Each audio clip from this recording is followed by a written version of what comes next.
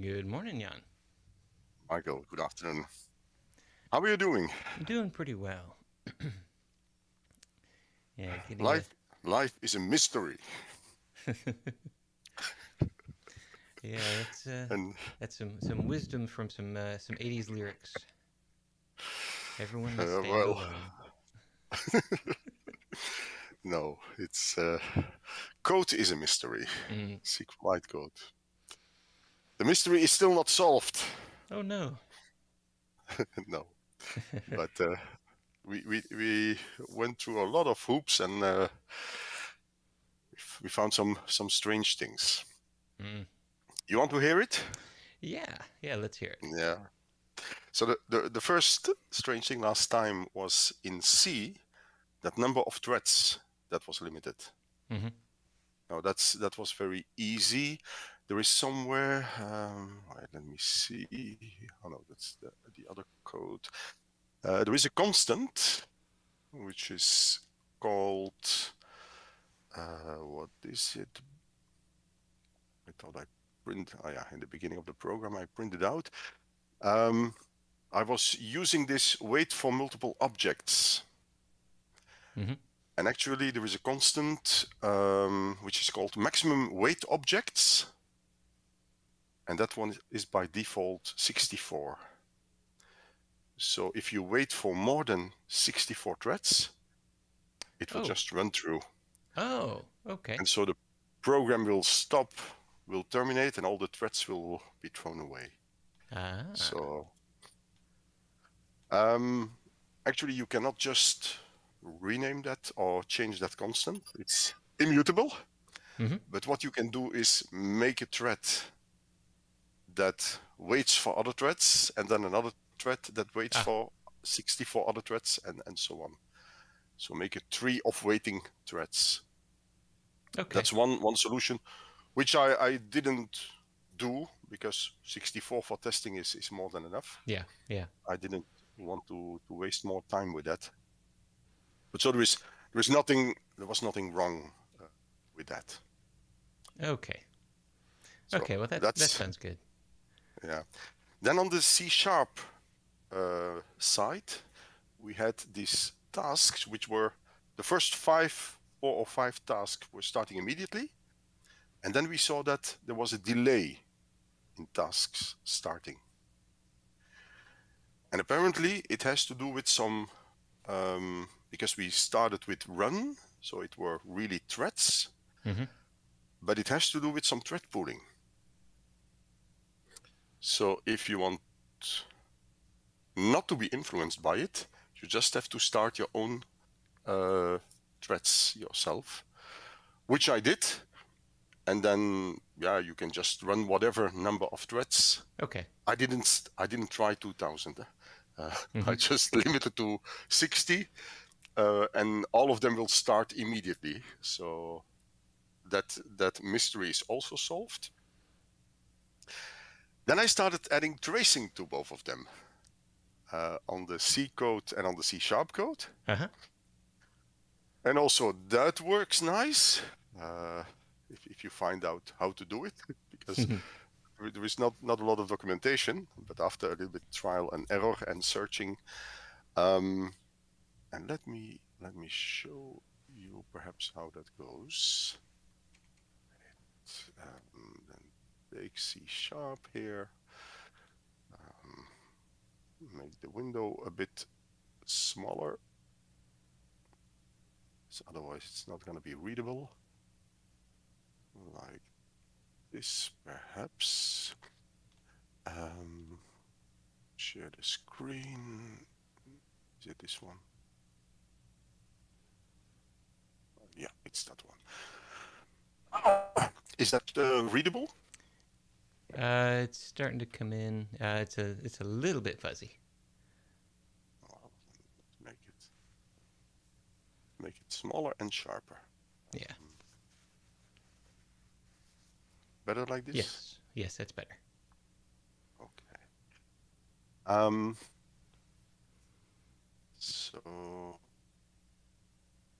So now we are working with threads. So this is just this massive concurrent reads test, yeah, which I cleaned up a little bit.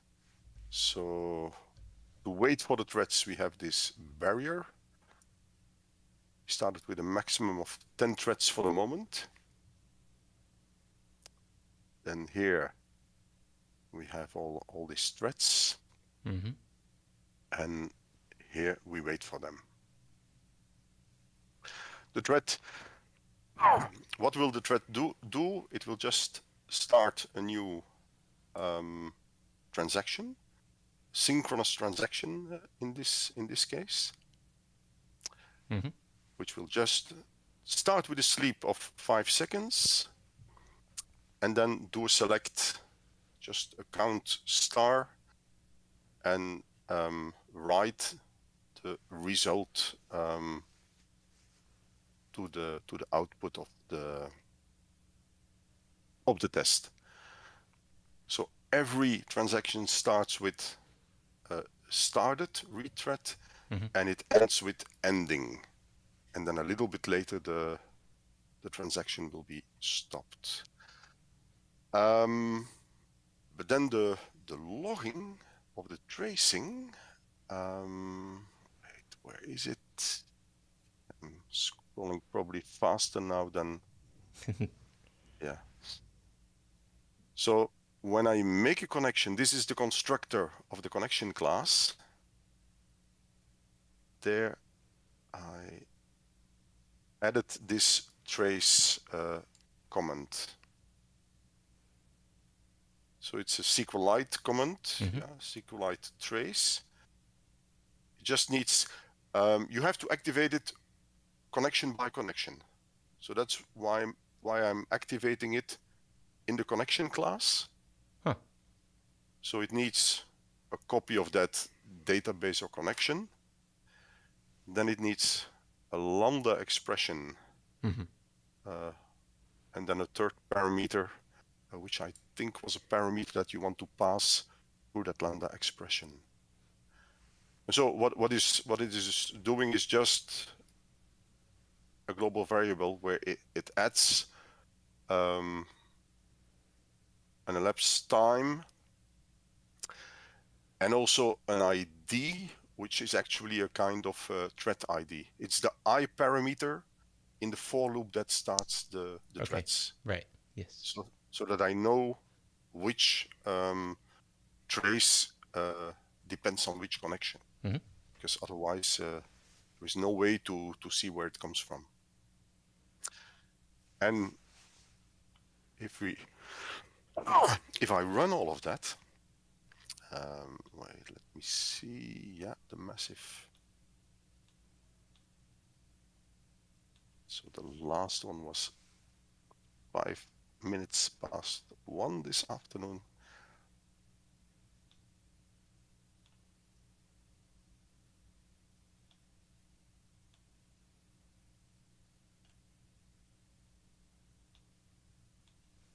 Okay.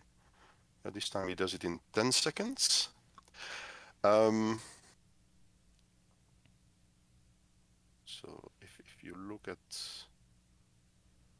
this log, this log is not the tracing. Yeah, the tracing starts below here and is not ordered chronologically. I will tell you immediately why. These are just the outputs, this block from here, this output write line, the result and the ending. So you see here up to 99,000 milliseconds. Yeah. Right. It's just a space in between for readability, that's all. So Yeah. I start at 0 milliseconds, begin of the test.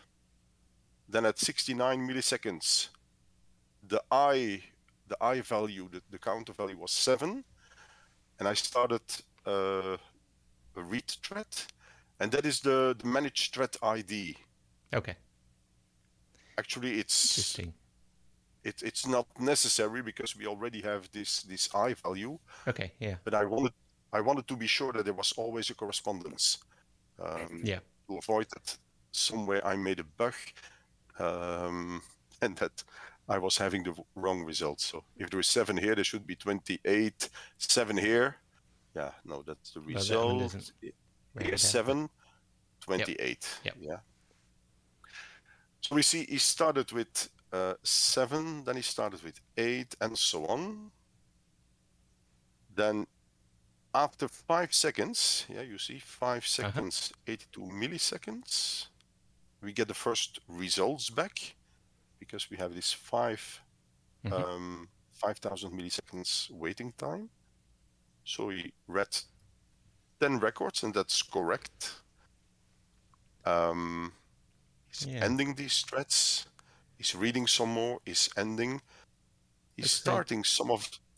Yeah. Okay. Yeah, I was wondering where they went. 8 and 2 were missing from that first list. There they are. Yeah, but 2 already started here. So later on, we will see that there was a rollback.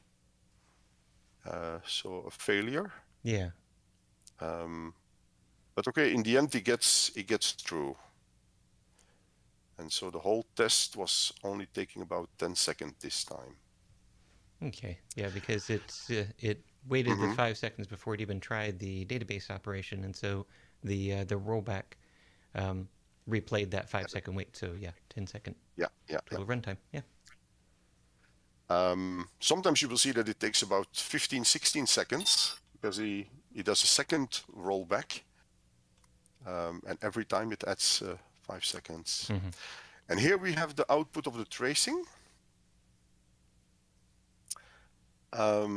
Why this after? The problem is I have to get everything out with this output write line from the test. And I don't have this output inside my connection factory. Or I should pass that parameter and so on. Oh, right, yeah. And that would and make on top of that, that would make that code dependent upon tests. And that's backwards. Yeah. And on the other hand, I'm adding from multiple threads all these strings to a single big string, to a message string. And because I do it from multiple threads, I might have some threading issues there. So what I did per connection, where is it here? I made a string connection log per connection. And then when I close that connection, then I added it to a global string. And that global string that's a public global string. So that one will be displayed, which is called my log here. So that's not nice. There might still be threading issues, but the chance for threading issues is a lot less. But so if we look to that tracing, we see at 68 milliseconds. So for I5 begin transaction, then after 5 seconds we get the select count, and it tells me end transaction. So this is for one connection. Then you get it's every time a block per transaction per connection. Right. Because I had this variable per connection. Right. So we see for I7 everything goes fine. For 3 it goes fine, and so on. Oh, not too many rollbacks this time. And here we see a problem. So for I6 begin transaction, and after 5 seconds it gives a rollback. So that means the rollback is really initiated by the select command. Yeah. It's not the moment that we start a transaction. It's really the select command that gives the problem. And then you will probably see that 6. Yeah. So we have 6 rollback. The same 6 comes back here. So he tries again, and this time it works. Oh, we only had 1 rollback. Oh, yeah. No, we had 2. one here and one there. Okay. Yeah. 2 out of 10. That's still reasonable.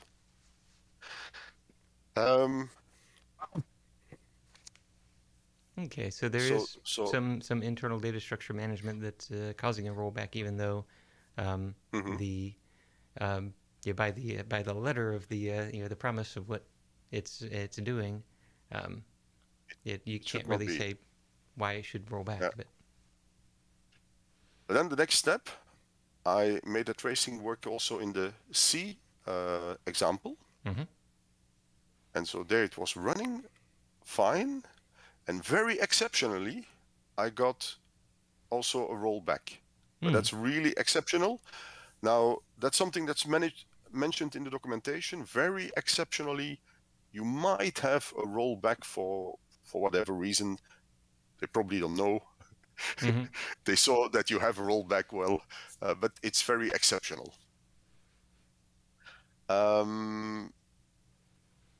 But so everything seems to work fine.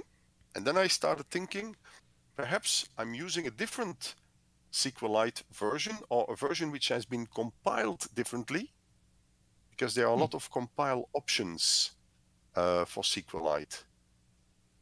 And in the C, I'm using the source code, so it's compiling all the way itself, while in C#, I'm using that probably a DLL, which is part of that library.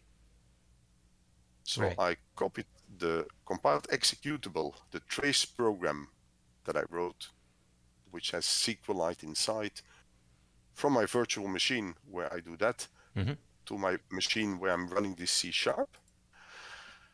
And there, big surprise, a lot of rollbacks. So the code that runs fine on the virtual machine is giving the same trouble on my main machine. But so that executable as SQLite inside, so it's not that there is one or the other DLL on my main system, which is different. Right. So now, one of your suggestions last time was to look into the source code of SQLite. Yeah. I had a quick look, but then I abandoned that for the moment. I thought, let's do it easier. But there is, we have some points there, because the error that we get back is the file is locked, and the extended error is SQLite busy recovery. So you have a busy error, and then extended, it will tell you because it's recovering, because multiple reasons, subdivision.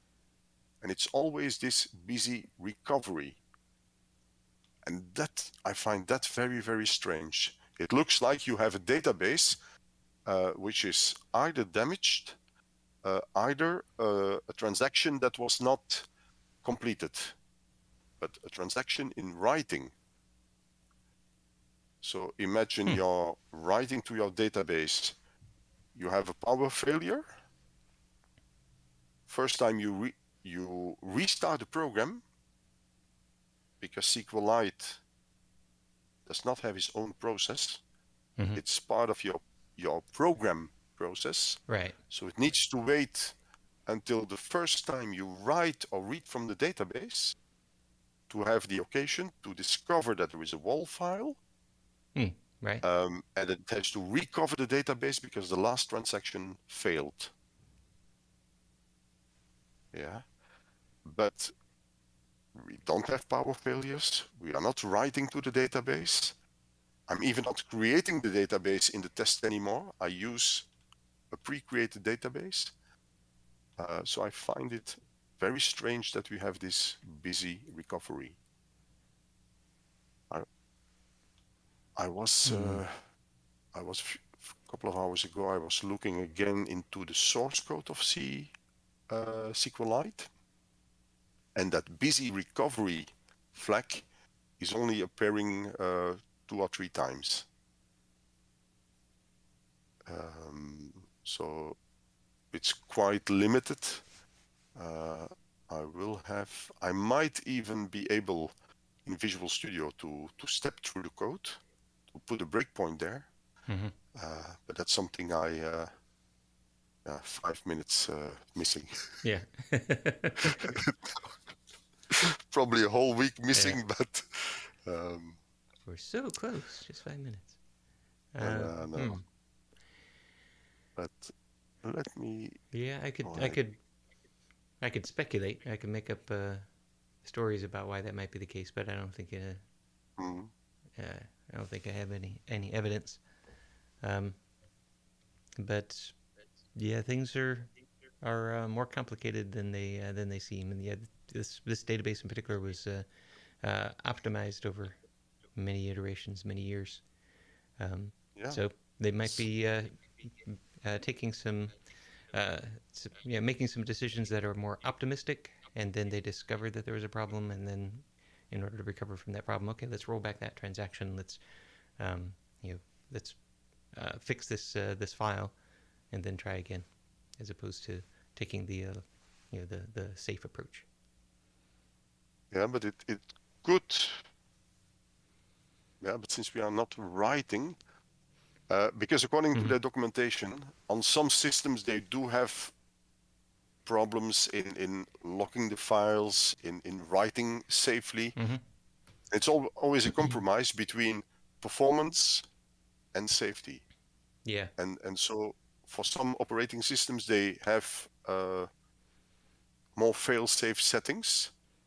And so even compiler settings, which make it more sure but less performant. Yeah. Yeah, and yeah, our code is not writing, so we're not doing an insert or an update or a delete. But that's not to say that their code isn't writing. Who knows what it has to do. It should not be writing. Yeah, I don't know that. I could imagine if I were to write some low-level code that anytime we started a transaction, certainly there's memory to take care of. Maybe maybe there's some reason that I can't think of right now that that there would also be some disk management that I need to take care of. Yeah, I just can't say. But yeah, this seems to be a difference between the very abstract and very general description of this is how you properly use the system, and low-level implementation. In order for us to make it fast, we had to do these certain things. And I think the general guidance is that rollbacks are going to happen. You need to manage them. That they're happening so frequently in this particular test is a bit of a concern. But yeah, I wouldn't rule out the fact that a rollback could happen just on a read. Because they even have a flag that you can set so that it will retry automatically. So we are doing a retry, but you can just a setting and it will retry automatically with a timeout. But I find it so strange. On one system it's working, on another system it's working a lot less. Yeah. I would still like to spend some time on it too, because what might also be, I don't know where or why, otherwise I would have corrected it, but that I forgot to close something, or I'm misusing one of the comments, or because initially I thought, okay, it's working very well in C, and I have a lot of problems in C#, so the problem should be there. But now it turns out that it works in C on one machine, yeah. but not on the other one. So, but okay, think the good thing is if we are seeing it in C, I would still like to spend a little bit time on it. And if I don't get through it, perhaps I can, the main developer, what was his name? Richard Hill or something like that. I think he seems to be quite accessible. So why not give a wake-up call and ask whether he can tell me why. Yeah. Yep. Yeah, that would be interesting. Because over the internet, I see a lot of people complaining about busy errors or having questions about it, but very, very little answers. So, yeah, let's see how it goes. But we still have ways to solve it. Yeah, there might be just some internal like evaluation of what indexes are being used, for example. Like, hey, let's capture some statistics. You know, people are doing this query really quickly, and so we have to write those statistics to the database, and so or to the file system, and so we need to lock some files.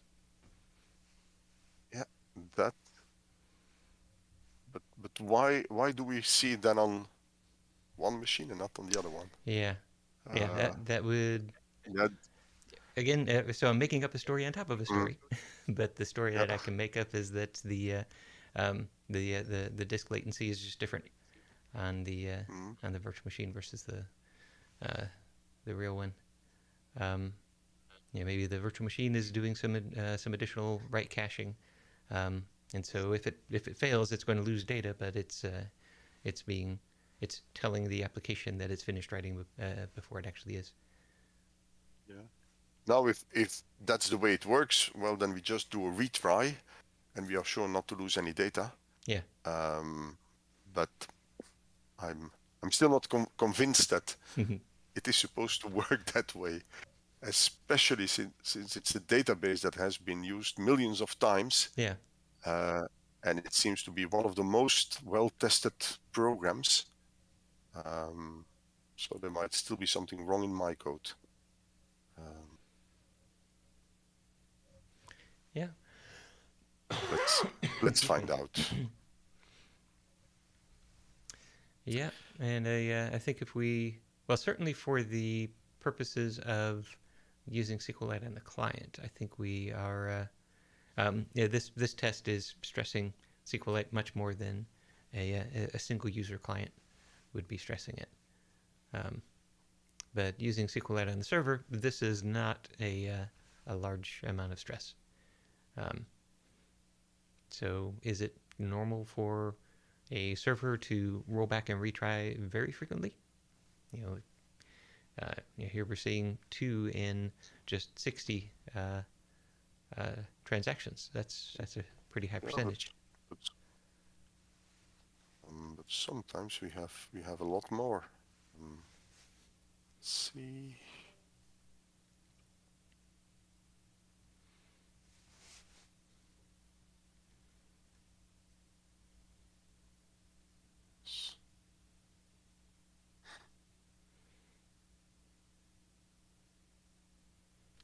If I take, for example, the C program, let me compile it here.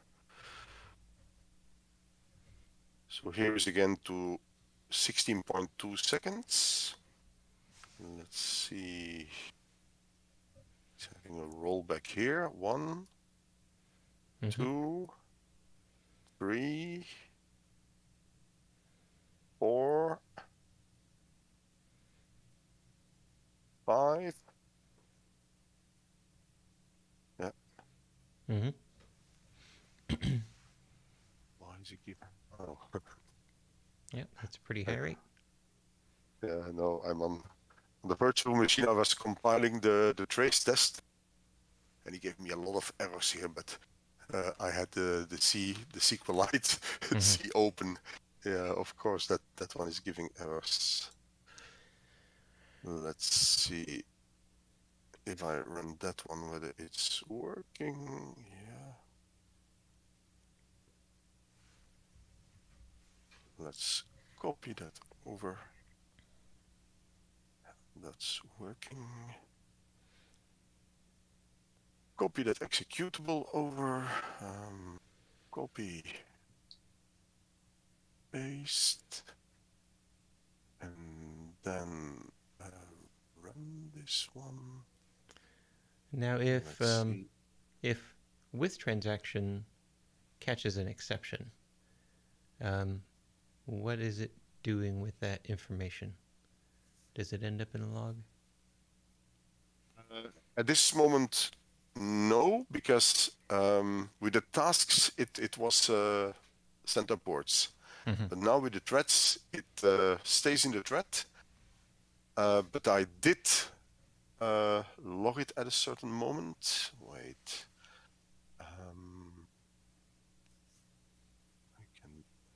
It was here. If I go to not here, with transaction. You see? So you catch and I'm you trying roll begin back. end. That is, and here I can just add that to that my log file. So here the e dot toString. And now is my log the one that's local to this connection? No, that's the one where everything goes in.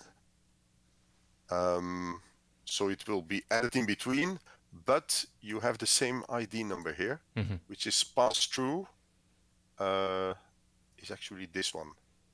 You see, so it goes into the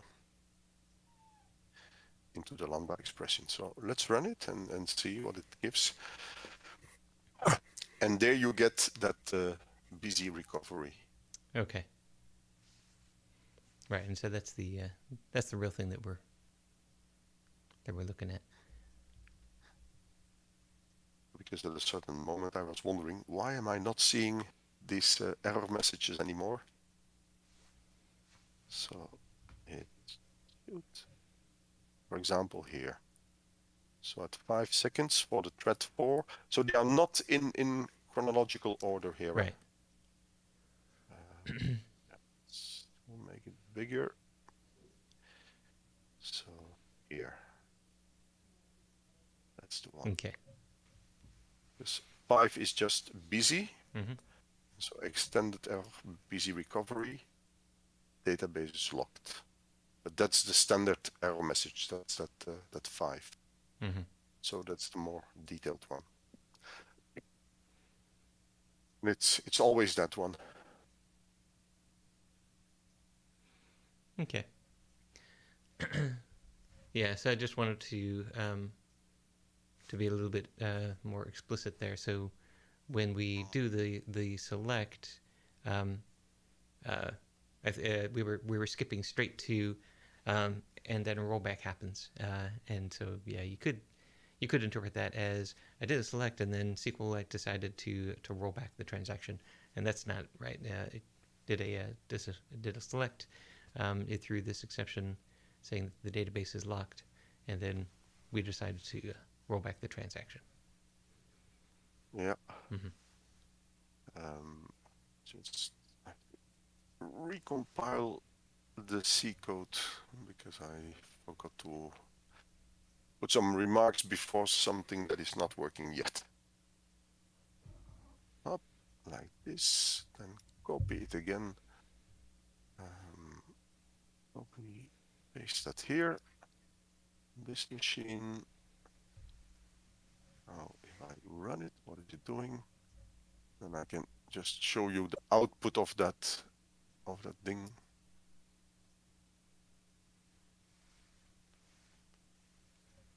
No, he still crashes. I've been changing things in that code, but okay. When earlier on when it was working, I was clearly seeing the difference between the virtual machine and the other one. So, unfortunately. Good. On your side, Anything special? Yes, some great progress. So All right. let me quickly do a share, and then I will fetch the latest. I've been working on my my Mac, so that sounds very promising. yeah. Let's see.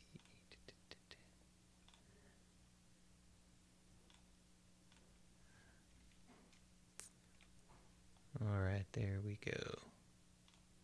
Yeah. Okay. I see it. So let me do a fetch.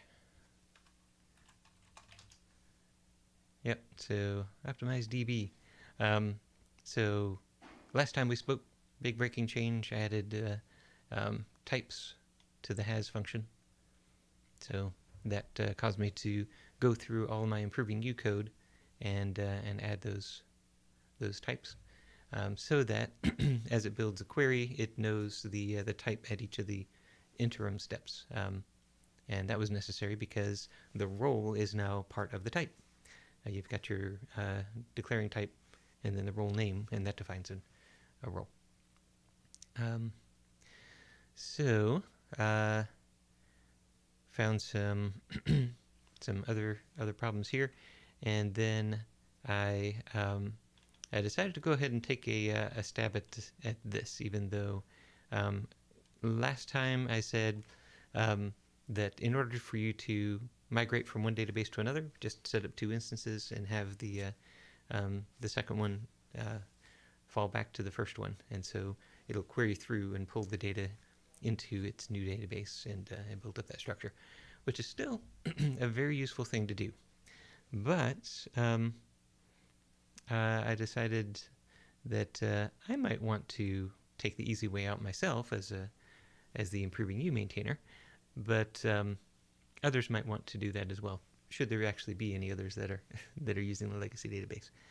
So I created this migration script. So now if we take a look at setup SQL, this is the script that you could run if you were just installing Postgres on your own machine. This will set up the database. If you are using a Docker container, then you could just start the container, and it has the SQL script installed in it, so it runs that initialization at startup. But even if you're using a container and it's a legacy, now this contains a migration script. So it checks to see, do you have a fact class, meaning that this isn't a brand new database, and you have an and you do not have an ancestor table. So that means this isn't a brand new database, but it's a legacy database. So let's create a new schema called legacy. Let's move the 4 tables from the legacy schema into that the 4 tables from the old way of doing things into the legacy schema. Wouldn't it be useful to have a database structure version number in the database? I sometimes do that, although I've started to come to the conclusion that you can use the structure itself as an indicator of the version, and that really like in the book, it's when I talk about structural versioning that I kind of lay out the motivation behind that. If you have a version number, then that means that you have a linear serializable sequence. True. And oftentimes you're doing this kind of thing on a branch, and then that means, okay, before I can do any database work on the main trunk, I need to finish this one, so I've got 2. That way I can start 3. So just in general, as a rule, I actually try to avoid that these days. But yeah, so here it's pretty easy to sense that you've got a fact table but no ancestor table. That's a good clue that we want to do this. And so move everything over to legacy, so we don't lose any of that data. And then here's all of the create scripts. So creating our fact type, our role. So yeah, there's the defining fact type and the role name, and those two things together are a unique index.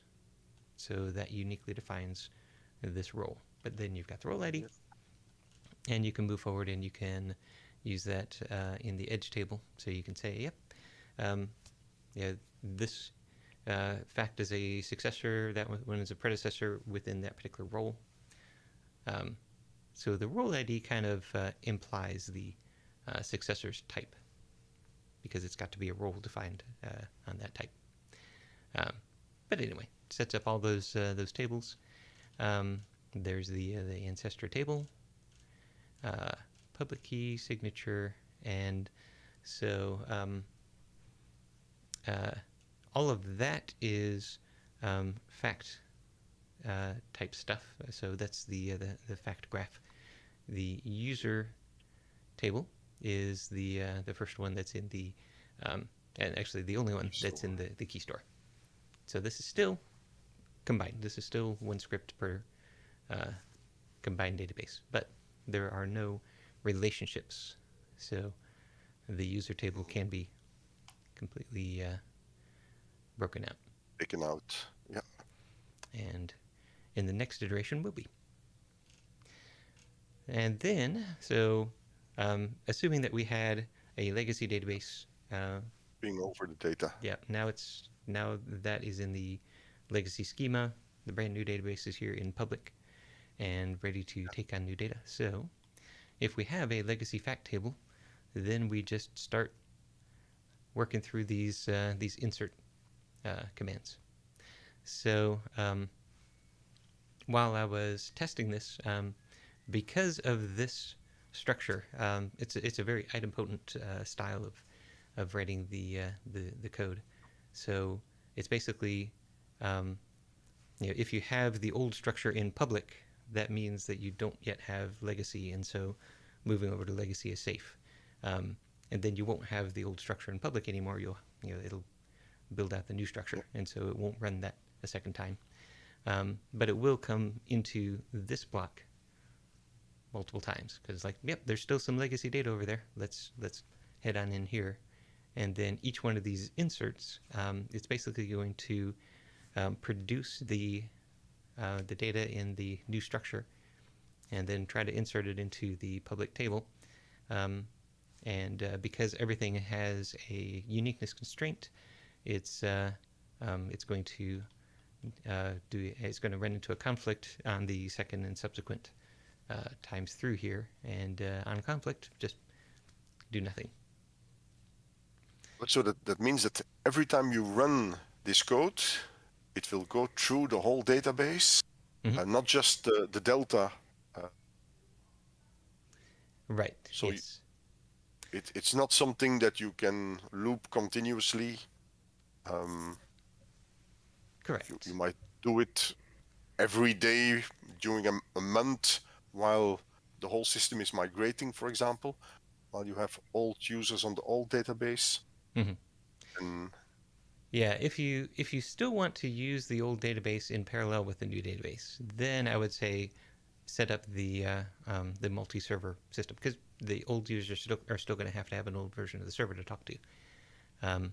So let that talk to the old database, and then let the new one have the uplink to the old one, and that will get you that behavior. This script is really for the things like ImprovingU, where I can just say, all right, I'm going to take an hour and I'm going to have an outage window, and I'm just going to run the script and then deploy a new build, and then everything will be good. So this is not a kind of script that you would expect to run multiple times. But of course, I wrote it so that you could run it multiple times. It's not efficient to run it multiple times, but it's not inefficient either. It's a pretty fast script. Does work. Yeah, yeah. It was certainly easier for me to be able to to write this select statement. Eyeball the results and say, yeah, that looks good. Pop the insert on top of it, and the onConflict do nothing on the bottom, and then run it, move on to the next one, and then just iterate through. Sometimes I did make a mistake and I got incorrect data into the public table, but then all I needed to do was drop the table, and then when I ran it again, it'll create the table. Mm-hmm. So it's a nice idempotent script. So yeah, it rebuilds the user table. It builds the fact type from the distinct types inside of the legacy fact. There were some interesting things here. So like the fact table, previously fields and predecessors were separate. They were separate columns in the table, and then as I was working on this optimization, I was like, why? I'd read them both at the same time, and I put them into a JSON object, and they're both JSON structures. So why bother with that? And another really interesting thing that I got wrong the first time through is that even though these are JSON-B, they, because of a bug in the code, get stored as a stringified object in JSON-B. So you look at JSON-B and it says, okay, that's a string, quote, and then these escaped characters, and it's like, wait a minute, I want that to be an actual JSON object. So I had to do some finagling in order to take that, stick it into an object, and then turn that into JSON. Then I can extract the value of that field, and that's the only way I could get it back to an actual JSON-B. You can't just call JSON.parse inside of Postgres. You have to do that. Then it's okay. Now let's take that and let's put it back together into a JSON object and actually turn that one into JSON-B. And that goes into the database. So I had to do some fun stuff like that. But and then the big one right here, the ancestor table. So there's the recursive query that is in the old system run at runtime, and so now it's pre-executed, and the ancestor relationships are stored. Yeah. So round it out with public keys, signatures, and then with this I was able to take a snapshot, a backup of the ImprovingU database. So I've got 5 years of data in that database, and you compare performance of the old and the new system. Yep. And so as it turns out, the slower because there were too many rollbacks. No. No. Yeah. So I was kind of the most important improvement was that ancestor table, which is to be expected. So doing that recursive query at runtime was pretty slow. And in fact, when I tried to migrate ImprovingU to a managed Postgres solution, it was the ancestor table that was timing out. And so I could have either increased the timeout on that managed instance, didn't want to do that, or go through this process. And so this, I was able to cut the most expensive load, which was loading 300. It's capped at 300, and so that it pages it there, and it gets the next batch of 300. So it's able to load a set of 300 facts.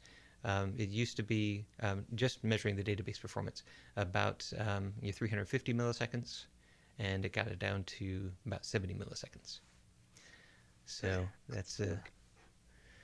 Wait, 250. Yeah, it was a quarter of a second down to less than a tenth.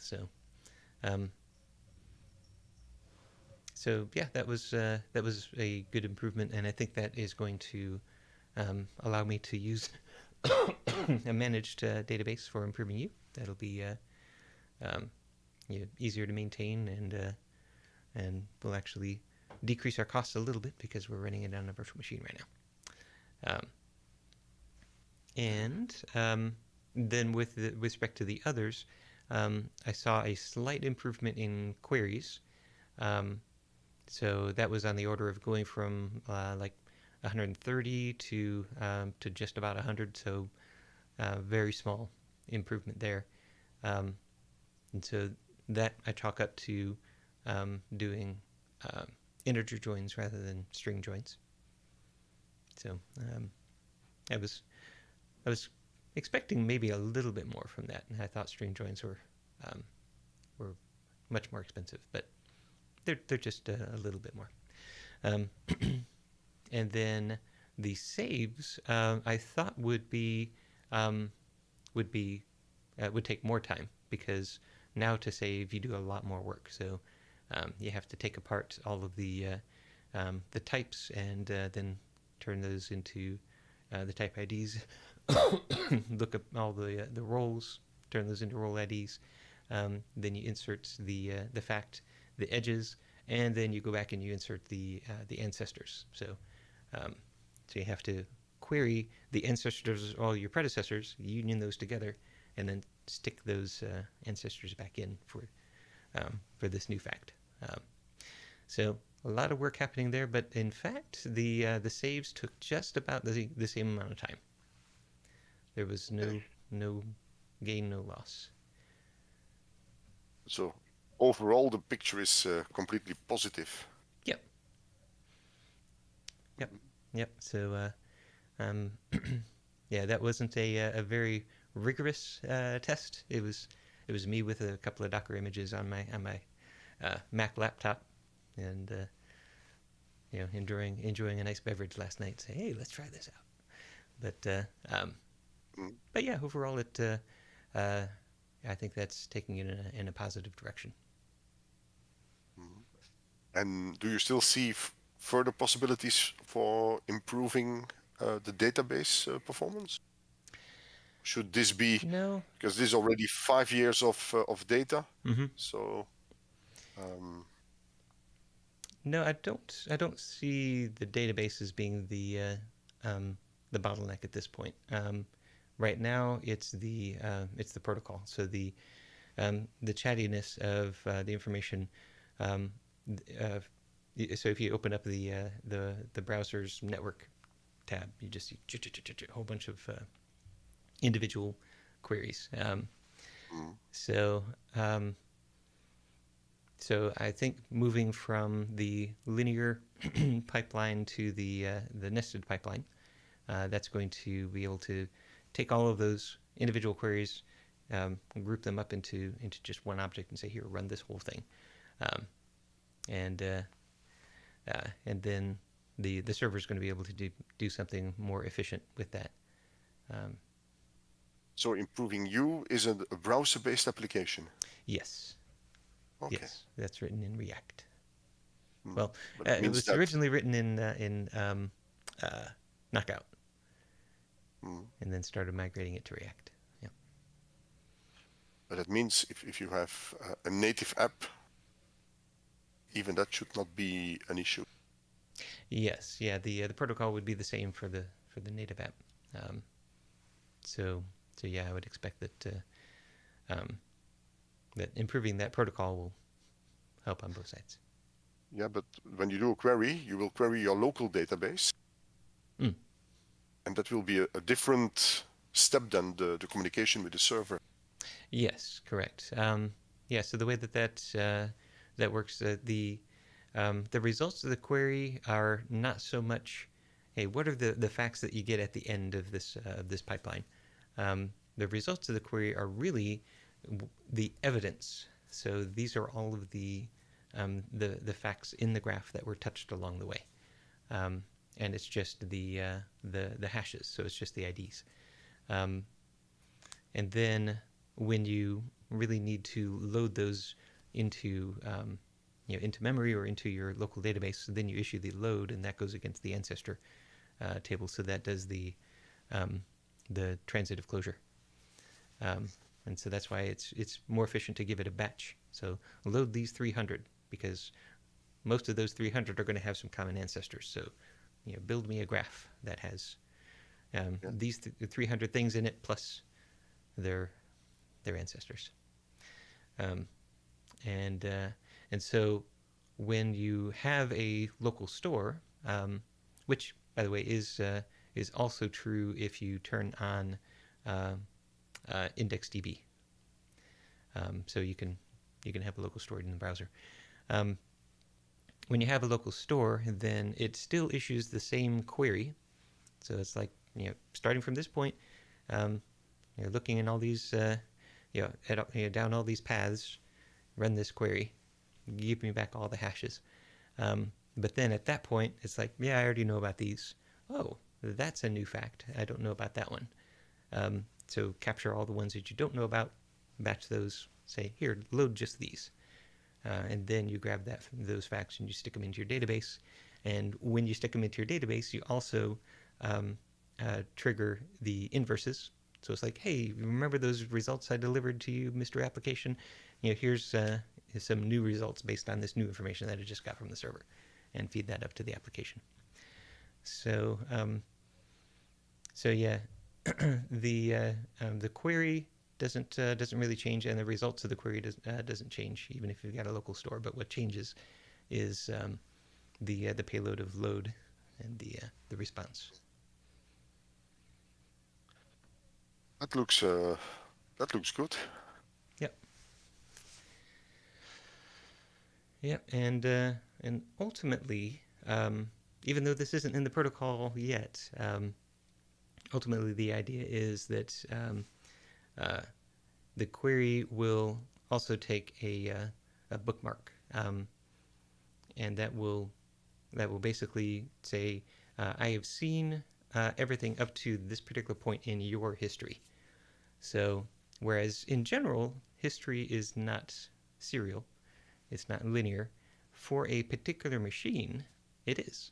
So we do have fact IDs on that machine, and those fact IDs are inserted within incremental numbers. So the server can say, here are your results, and this is the greatest fact ID that is in my database. So these results are good up to this point. And the client doesn't know what to do with that fact ID. It doesn't know which fact it corresponds to. But it just says, okay, that's an opaque bookmark. So now run the query just based on new information. It means if you have multiple servers, you always have to synchronize with the same server. If you synchronize with another one, you get everything from the beginning again. Yes, that's correct. Yeah.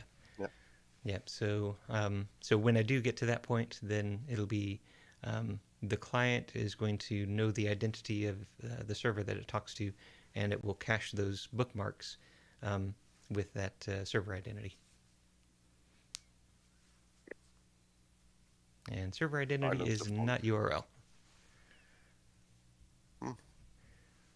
So if you were to, at the same URL, swap out a different database, that's a brand new server as far as the client's concerned. So it's like, oh, you're a new guy, so tell me all the stuff that you know about. Because you might even keep the bookmark from different servers. And then if you switch to another server, you don't need to download everything from zero again. Right. Yeah, if you've seen them before in the past, we'll start our conversation last time we left off. Yeah.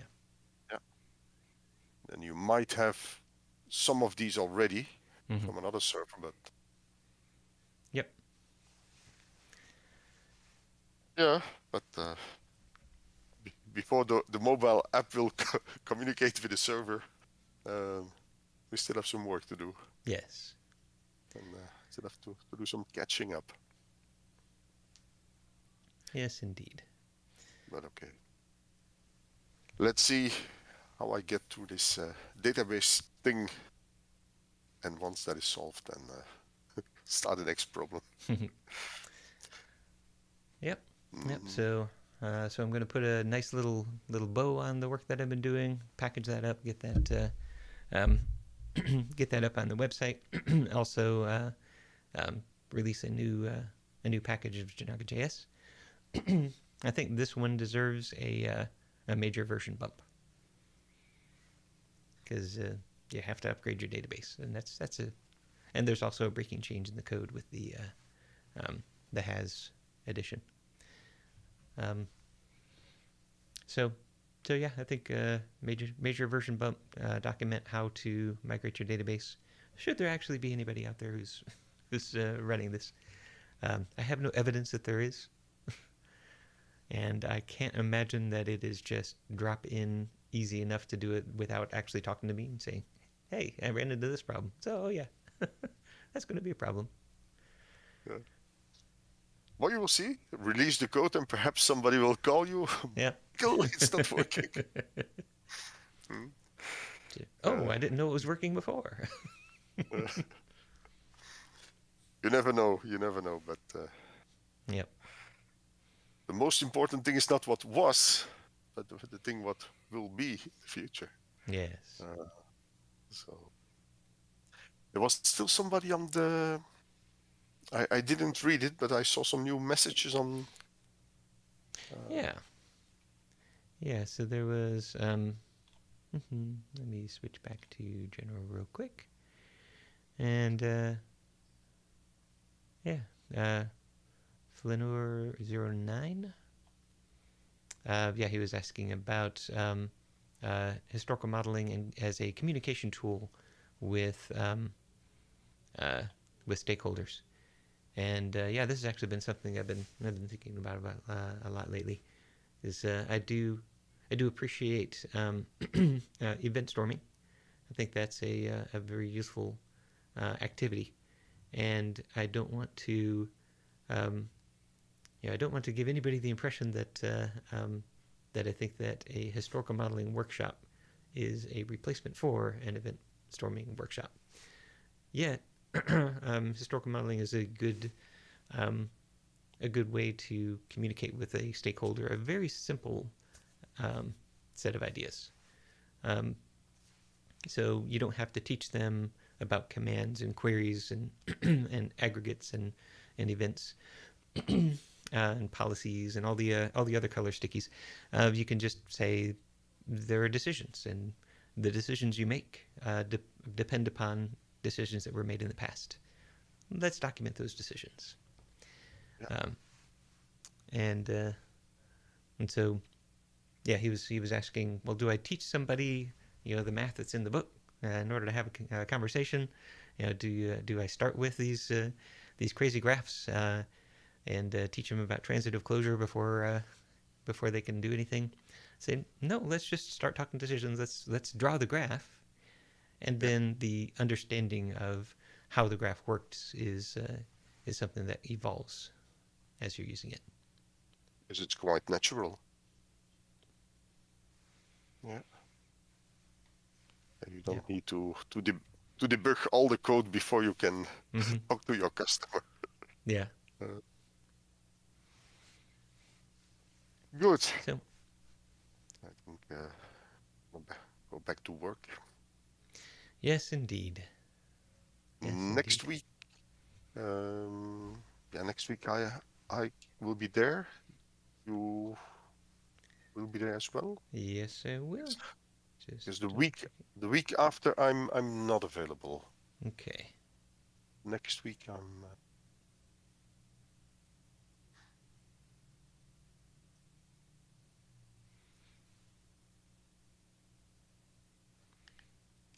Yeah. That